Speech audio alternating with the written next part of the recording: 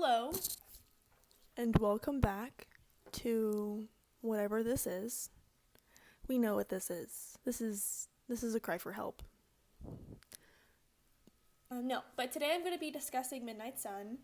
As a Twilight fan, having Midnight Sun come to fruition is kind of like living a fever dream. I have read through this book probably 4 or 5 times now. Overall, I can say that I'm pretty happy and pretty glad with its outcome.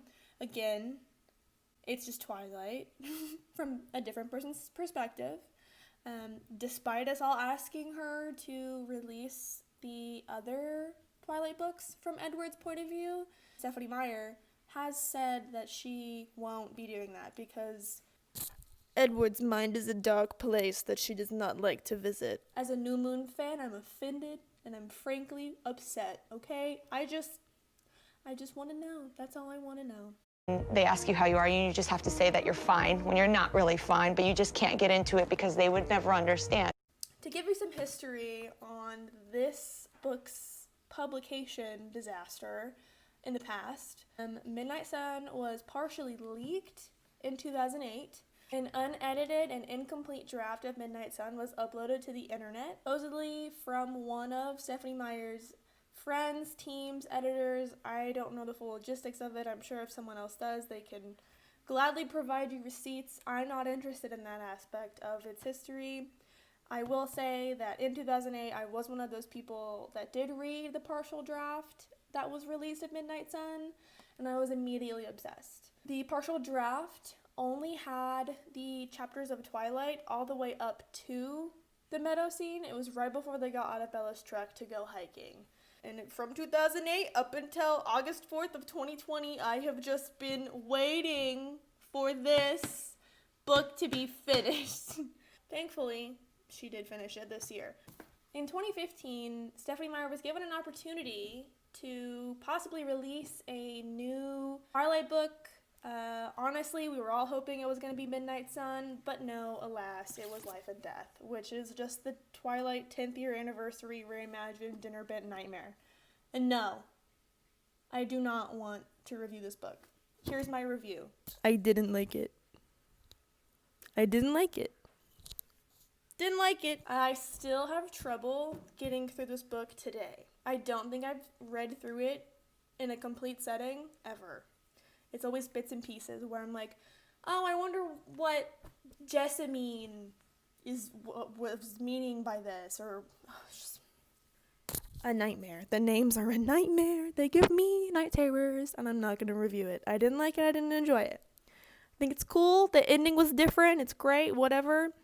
The original mission of this book was not to change the entire plot in order to prove a point that just because Bella was a girl, the story would be different. Because she proved that point incorrectly because she rewrote the entire story. It doesn't make sense. So in 2015, we didn't get Midnight Sun either. We got Life and Death, which is partially the fault of E.L. James. And if you don't know who E.L. James is the author of the 50 Shades of Grey series, which started out as Twilight fanfiction. Fun fact. Not a fun fact. Sad fact. Unfortunately, 50 Shades of Grey is a Twilight fanfiction. And it's trash. I don't like it. I don't like E.L. James. But we got Midnight Sun this year, the year of 2020, the year of the pandemic. Edward's truly living up to the moniker Pandemic Boy. As we all know, he almost died of Spanish influenza in 1917 from the Spanish influenza pandemic.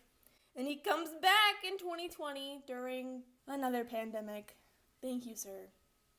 Very kind. Instead of kind of going through the plot and explaining chapters and explaining what happens, because this book is literally just Twilight, and we all know what happens in Twilight. Well, I'm assuming we all know what happens in Twilight. I hope you know what happens in Twilight. If you're watching this video, please read the books. Please do. I'm just going to kind of go through and pinpoint some of the really interesting details of Edward's character that really stuck out to me, because that's more fun. The first thing that I want to talk about as far as weird things I noticed about Edward's character, and not weird in a sense that he's different, just why is he like that? Why is he like this? why? Very first chapter of the book, you are thrust upon Edward, absolutely hating, detesting, loathing his life. As they're sitting in the cafeteria, there's a new student that came to the school. My homegirl Bella, she's there. So everyone and their freaking dog is obsessed with Bella. By the time they get to biology, Edward makes a really interesting comment that I picked up on that I thought was really arrogant of him.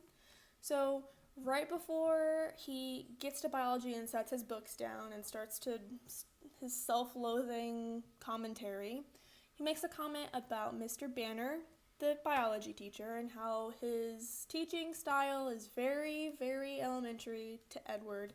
Of course, you're like freaking 1,000 years old. You've already had biology, whatever, it's fine. Just before he makes an absolute fool of himself in biology, he makes a comment that, and I quote, "I headed off for my junior level biology lesson, preparing my mind for the tedium. It was doubtful Mr. Banner, a man of no more than average intellect, would manage to pull out anything in his lecture that would surprise someone holding 2 medical degrees. In the classroom, I settled into my chair and let my books, props, again, they held nothing I didn't already know, spill across the table. I was the only student who had a table to himself. The humans weren't smart enough to know that they feared me, but their innate survival instincts were enough to keep them away." Sir, have you ever just met someone who's just super creepy? You just see them immediately and you just get chills, you know? I've met creepy people before, and I don't immediately think that they're vampires. How does someone holding 2 medical degrees, two medical degrees, constantly and repeatedly make comments like, "My classmates didn't know the kind of monster that I am. My classmates had no idea why they feared me. They just knew to stay away. It's because I'm a monster." Sir, it's because you're creepy.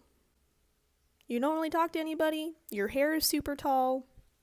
All of your siblings are dating each other. It's not because they think you're a monster. You're sus. White man sus. The inability for the Cullens to use their brains is so mind-blowing. It's so frustrating. It's seriously like whenever they were transformed into vampires, they retained 1 brain cell. 1. And sometimes it turns off. They pass it around, and usually Carlisle's the one who has the brain cell. First of all, they're not fitting in to this high school setting. You guys are sitting off in a corner by yourselves with carrots and bags of eggs and apples, not eating them. You all dress like you're off of a fashion runway. Every time someone says Edward's name, even in their mind, he looks at them. So tell me this is fitting in, okay? There's someone over there having a conversation and they just think my name. No. No. No. No. That is not how you fit in. No. No. No. No. No. They're not doing a good job. You know, I feel like they would fit in better if they went to a larger public high school. You know, journey away from Forks, find a suburb in Seattle and enroll there where there's like 300 students per class. The pompous nature of each of them thinking that like, oh, we're fitting in so well. The humans have no idea that we're not humans. We are so good at imitating them. No. No. Bella, on her first day of high school, there in Forks, noticed there was something wrong with you. First day, you know, for day 1. New student comes into school and is like, oh, those guys are weird. They're different. I'm not gonna waste my time on them. Proceeds to get married. Anyway, in addition to his pompous nature, Edward also tries to justify his stalking behaviors because his intentions aren't with malice. Well,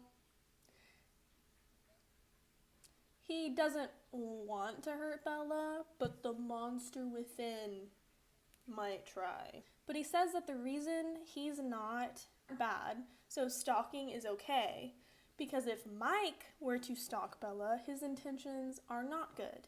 But Edward also battles and struggles with the fact that he wants to kill Bella. Make it make sense. It doesn't. But apart from that, I thought that was really funny. You know, my intentions aren't bad, so I'm not a bad person. I'm not the problem. My intentions, sometimes, when I can control them, are not bad. But Mike, he's a bad guy. And my favorite thing, so the meadow scene, picture it, picturesque. I live in the meadow scene, 24/7, rent-free in my mind. This scene lives, okay? I've always wanted to know what Edward was thinking about in the meadow, because we know that Bella was just straight up, no thoughts, head empty, just staring at Edward, sparkling like, ooh, pretty, me touch. But what was Edward thinking about? Bugs. He was thinking about bugs. Another great thing that I learned about Edward at the very end of Midnight Sun from Alice, because we get this really interesting sneak peek into her head, because we're seeing her visions through Edward's mind reading abilities, that despite knowing that Bella is going to enter a debilitating depression from his absence, Edward still makes the decision to leave her because he thinks it's what is going to keep her safe. Despite Alice telling him that nothing at this point can change her future, Edward still decides to leave. 2 medical degrees, no critical thinking skills. That is the equivalent of being told, hey, that house is on fire, don't go in there. And being like, I'm gonna go inside that house.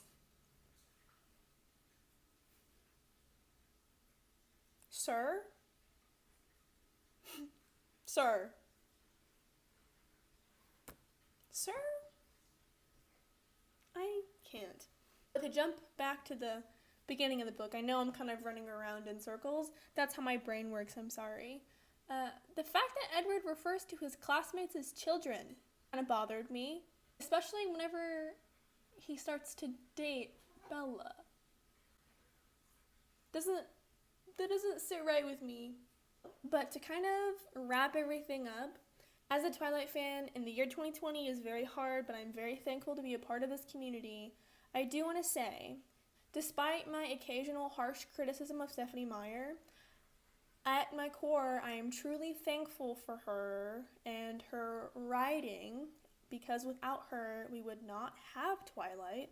And the reason I'm bringing this up is because in her acknowledgement, this line, bro, let me read it to you. And finally, the readers who were so patiently eager for this book. I would never have finished without your support. You belong on this page. Please write your name on the line below and give yourself a high five. Bro, she got me crying in the club. I cried. Did I write my name on this? Yes, I did. I deserve it. Thank you, Stephenie Meyer. Thank you for that. In conclusion, my opinion hasn't been changed. Nothing changed for me. I still acknowledge that Edward is a self-loathing, sometimes pompous, angsty drama king. And I'm okay with that. Despite the fact that I've been married for 3 years, I will still continue to wait for an immortal vampire to come save me from my mundane life. And I stand by it. This book had 768 pages. Twilight had 498. Why do men